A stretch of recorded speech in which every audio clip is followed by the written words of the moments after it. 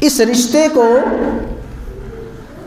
جن الفاظ سے تشبیہ دی ہے بڑی ہی خوبصورت تشبیہ ہے. فرمایا ہن لباس لکم وانتم لباس لہن. ہن لباس لکم، تمہاری بیویاں تمہارا لباس ہیں. وانتم لباس لہن، اور تم اپنی بیویوں کا لباس ہو. ہن لباس لکم، وہ بیویاں تمہارا کیا ہے جی؟ تمہارا لباس ہیں.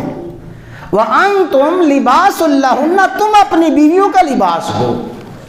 اللہ تعالیٰ نے میاں بیوی کے رشتے کی اہمیت اور رشتے کی خوشگواری کو بیان فرمانے کے لیے تشبیہ دی ہے لباس کے ساتھ. مفسرین نے اس میں اتنی تفصیل لکھی ہے، اگر صرف اسی ایک لفظ کو ذہن میں بٹھایا جائے، بیوی اور خاوند، اس لفظ کو ذہن میں بٹھائیں کہ میں لباس ہوں بیوی کا، بیوی لباس ہے اپنے خاوند کا. لباس ہر انسان کی فطرتی ضرورت ہے. بنیادی ضرورتوں میں سے لباس بنیادی ضرورت ہے. قرآن کریم میں ہے، ایک وقت تھا اللہ تعالیٰ نے آدم و حوا کو جنت کا لباس عطا فرمایا تھا.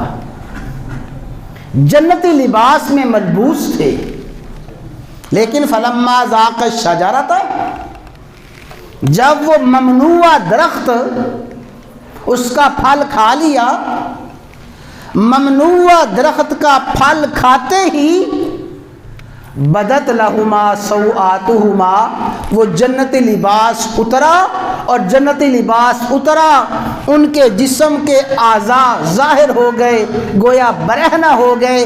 لیکن جو ہی برہنہ ہوئے کیا کیا؟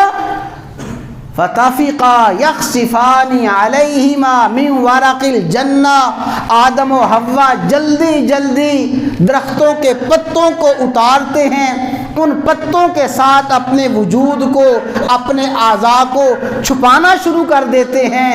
بتا دیا گیا، سمجھا دیا گیا کہ لباس انسان کی بنیادی ضرورت ہے.